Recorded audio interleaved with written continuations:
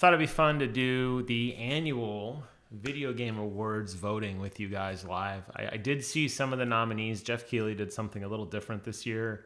He did like a 2 or 3 minute YouTube live stream where he announced a couple of the nominees.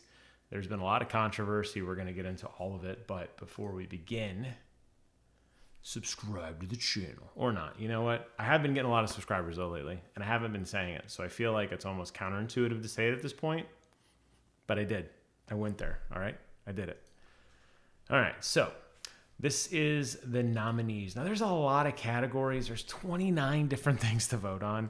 I will admit, I will probably focus on the first like 4 or 5, and then we'll blow through and or Christmas tree and or skip the other ones. I don't know how I'm feeling quite yet, but I want to spend some time on the first one here because this is really important. Game of the year does mean a lot to industry. Obviously, it means a lot to the fans supporting it. But ultimately, I think whether a game actually wins Game of the Year or not doesn't really change a lot in the way that structure or that payday or that like financial incentive happens. Yes, it will draw more attention to a game. Absolutely. Most likely, a lot of these games do get rebranded later on, repackaged as a definitive edition with all the DLC built into it. Of course, you know, they'll blast Game of the Year or Game of the Year nominee all over their box. So yes, in that sense, I think it helps. But ultimately, it's hard to kind of say, hey, like, listen, you know, if this game doesn't win, something bad will happen. That doesn't really happen. That said, these are all amazing games. I have not played 2 of them, so I'm instantly going to drop Black Myth Wukong and Metaphor ReFantazio off of my list. I know they're both good games. I will get to them in due time. But for me, it's really down between Astrobot, Balatro, Elden Ring Shadow of the Air Tree, and Final Fantasy VII Rebirth. On the subject of Final Fantasy VII Rebirth and the whole playing it before Pro and after Pro, I played it the day it came out, and I loved it. I did play on the higher frame rate setting, which did mean the graphical image was a little blurrier. You get used to it. I logged a little over 100 hours into the main campaign with a pretty good handful of extras. I loved it. I love where they're going with this story. It is veered so distantly different and veered off in such a wild trajectory from what the original Final Fantasy VII was. I'm dying to see how they kind of bring it all together. I think I have a pretty good idea. They seem to have tipped their hand maybe a little too much in the second game. Is it as good as the first? No. I think Final Fantasy VII Remake still, to me, is the best game I've ever played. It does beat out Shadow of the Colossus ever so slightly. But Final Fantasy VII Rebirth, especially after coming back from the concert, the characters, the world that we love with new spins and twists and storylines was fantastic. Elden Ring Shadow of the Erd Tree, obviously controversial because it's DLC. People say you can't have DLC as Game of the Year. It's not a standalone experience. Did Shadow of the Erd Tree add a significant amount of content to the formula? Absolutely. There were like new weapon types altogether. But I think ultimately, and you hear the but, it was a lot of the same already. The story was good. Miquella was good. Learning about the companions and kind of what Miquella's storyline was. And it does really feed into the larger narrative significantly in a really, really good way. But ultimately, did it revolutionize or change the formula from Elden Ring? Not really. I think that's okay. That's the mark of good DLC. But for that reason, I would not consider it a Game of the Year contender. Balatro, amazing, amazing game. I got Kevin hooked on it. I'm still playing it on the Nintendo Switch, and I love it. It made playing poker fun and exciting and challenging. Every game is different. I love deck builder games. The concept of having these wild jokers that radically change your score leads to the most ridiculous builds you could think of. I've played high card builds. I've played 2-of-a-kind builds. I've played straight builds. The sky's really the limit in any combination you get. And they do these fun little collaborations with other games to change some of the face cards like Among Us or The Witcher 3, which adds just a little bit of flavor to the game. I don't think it needs it, but it's a relaxing game that you could play for hours and hours. It's like Vampire Survivors. It never gets old. You never get tired of it. There's always one more round to play. There's always one more ante to break. And I like that game a lot for that. And it was by one dude. Lastly, Astrobot. The love letter that is all things PlayStation, this one being dedicated to PlayStation 5, taking Astro on a wild adventure. I was smiling from ear to ear the entire time playing with my wife. I platinumed it. I got all the DLC. Well, I should say DLC. I beat all of the speedrun free DLC. I got the additional, I think it was like 10 more bots. Can't say enough good things about this game. I bought the soundtrack. I really want to buy an Astro shirt. I think the biggest thing they did wrong, they didn't have a collectible Astro that I could put on my desk, because I would. So to me, I mean, really, Astrobot, Balatro, and Final Fantasy VII Rebirth, I think all three of those games are amazing and really are true contenders. That I wouldn't be surprised if any of those won. I actually wouldn't be surprised if any of these games won. I think Shadow of the Erdtree would probably be the most shocking, because obviously Shadow of the Erdtree being a DLC. I'm not saying that should disqualify it entirely, but the scope of that game is, I didn't necessarily feel like it pushed to the limit. That said, I thought long and hard about this, and I am going to be voting for Astrobot, because it's just such a special, special game. I guess I should say I did buy the Final Fantasy VII Rebirth soundtrack too. I did go see the live concert. As amazing of a game as it was, I think Astrobot was just a little bit better. I wouldn't be surprised if Balatro won. I know it won't. Probably a lot of people don't even know what the hell it is.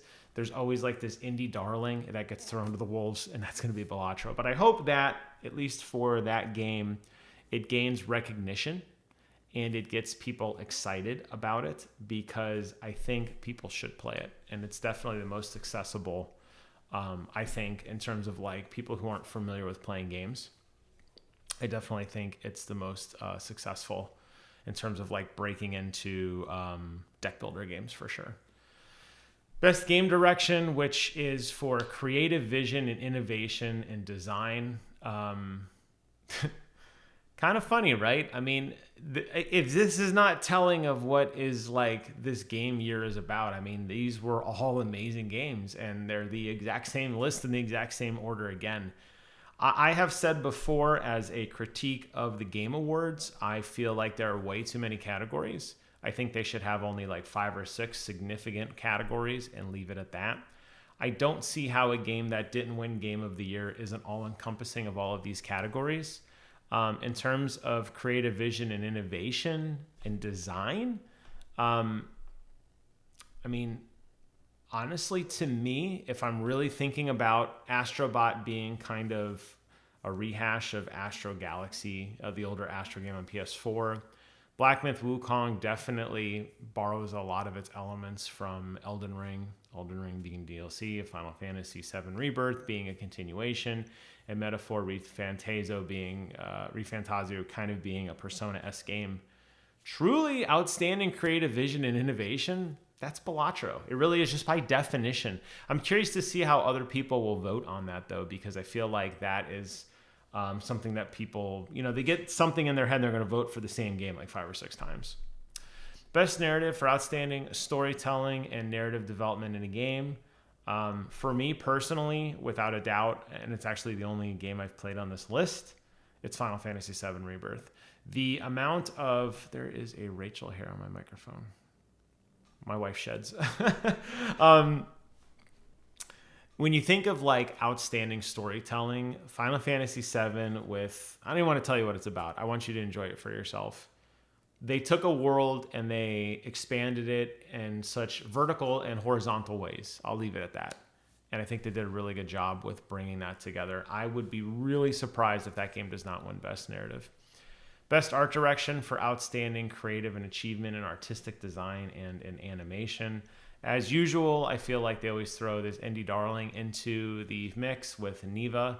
In terms of artistic design and animation, the fluidity of Astrobot is really unparalleled. The fact that it runs at a locked 60 frames a second on PlayStation 5, it didn't even get a pro enhancement because there's really nothing left to do there. How fun the modes were, the celebration of PlayStation using all the characters in such unique ways, being able to play as Kratos bot, being able to hear every little vibration in the DualSense controller. I can't imagine Astrobot doesn't win Best Art Direction, because it should. Best score and music. I knew it was going to come down to this. Now, I do have Stellar Blade. I haven't played it yet. It is my next game in the list after Control. I haven't played Silent Hill. I haven't played Metaphor. Those get crossed off. Score and music. Man. Both Final Fantasy VII and Astrobot are amazing. Now, Final Fantasy did have an original song to it. At the end, it was kind of like Aerith's song, just like they did in Final Fantasy VII Remake with Hollow.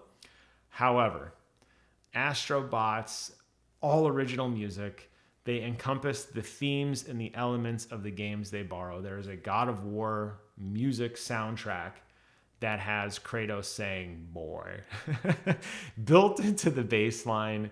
There's an Uncharted track. There's a Horizon track. There are nods to other famous PlayStation games. It is so outstanding and innovative. I can't say enough good things about it. Absolute amazing soundtrack. I think in any other year, in any other circumstance, it would be hard to beat Final Fantasy because of the Distant Worlds concerts. The fact that they've been going for over 20 years, touring around the world multiple times with sold out arenas, with an orchestra, speaks to the depth of Final Fantasy. And I think it's a shame that they probably won't win this year, but they might, I don't know. But Astrobot is just so unique and uplifting and fun, and it's hard not to just listen to the music. It really isn't.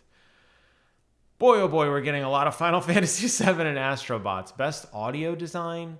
I'm going to go with Final Fantasy solely because there's so many different biomes you explore. The way you traverse them with the chocobo or the vehicles, the sound your character makes with all the armor and the leather creaking, the way that you hear Barrett's gun arms spin up and cool off, the way you hear Tifa's leather gloves, she's like punching into things. It's really well done. And I think if you're somebody like me who has more high-end audio equipment, I did just get those Sennheiser HD660 S2s. I am still running the shit hell. It sounds so good. I am there. I'm in the world. I close my eyes. I listen. I'm in that world. And Final Fantasy, the gaff that they did behind of it is insane. The amount of effects that layer over themselves, the sound that your character makes when they're walking on pavement versus on dust versus on grass is just insane. That was a really good thing that they did. Best performance for an individual voice acting. I think it's a little frustrating here because I don't even know. Was Brianna White Aerith? I don't even know. I gotta look her up. Brianna White was Aerith. I kind of figured she was. Aerith is the star of Final Fantasy VII. Like, let's not kid ourselves. Yeah, I mean, I don't know. I mean, it was so good. So it could be game of the year. Like, that's what I'm saying. It was that good. Innovation and accessibility. And I appreciate that games really do work on this. Accessibility doesn't always necessarily mean like colorblind or, accessibility inputs for people who are handicapped or disabled. It could also mean making the experience more fun for everyone to play just by changing inputs or like permanent God mode, or enemies don't see you or they take longer to see you. So there's kind of a little balance there.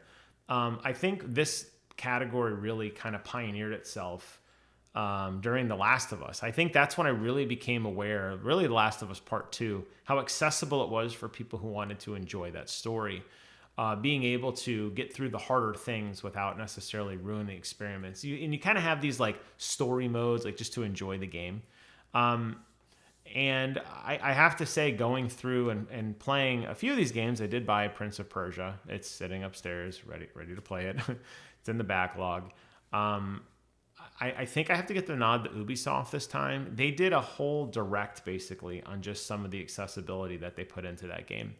And I appreciate that Black Ops gets nominated. I know there's a lot of auto aim features and colorblind modes and best guns and best loadouts. But Call of Duty has been doing this for so long.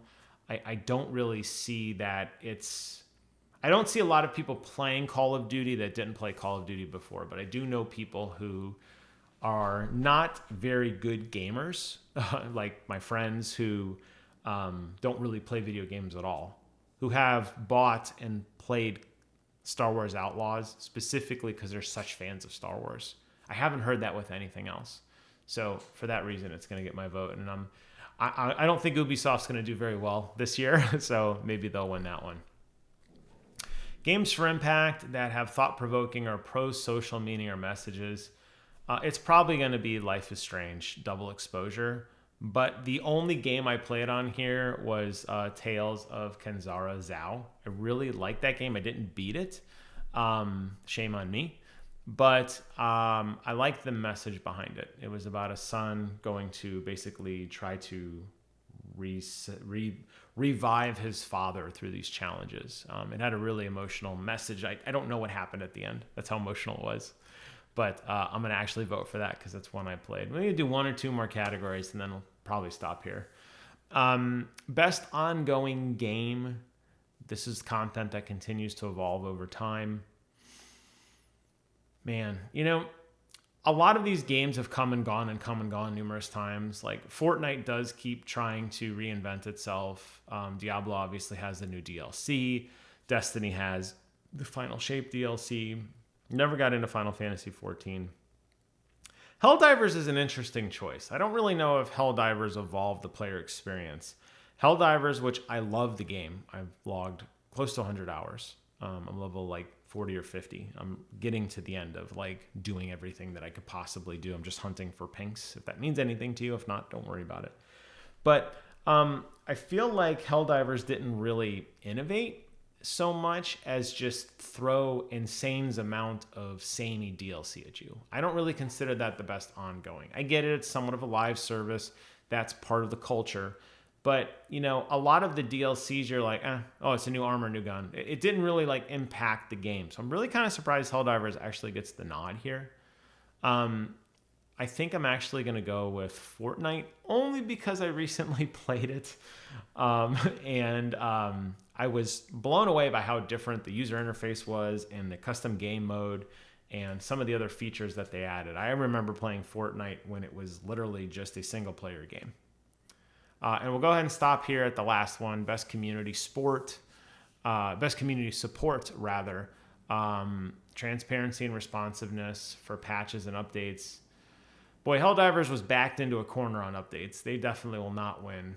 I think No Man's Sky has already had its resurgence and fall off. I don't think that is even really considered a nominee this year. I'm going to go with Baldur's Gate 3. The amount of patches and updates they've done to such a complex world, I think, has done them well. So there you have it. Like I said, I'm not going to go through all of them. I mean, there's still more categories. I might just stop there. I don't really know if I care anymore, to be honest with you. But wanted to give you some insights on my thoughts on gaming this year and go through some of the categories with you guys. I'll be really excited to watch. I'll actually be on travel during that week, so I will try to catch it at some point and do a probably hotel reaction.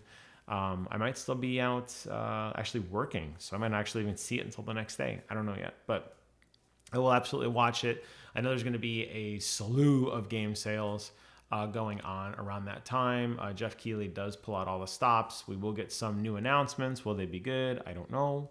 Remains to be seen, but I'm excited for it. I think it's a great celebration of gaming. My continuous criticism still remains way too many categories. All right. That'll wrap up today's video. Thank you guys so much for watching. Take care of yourselves. And until next time, I will see you guys on the other side. Bye-bye.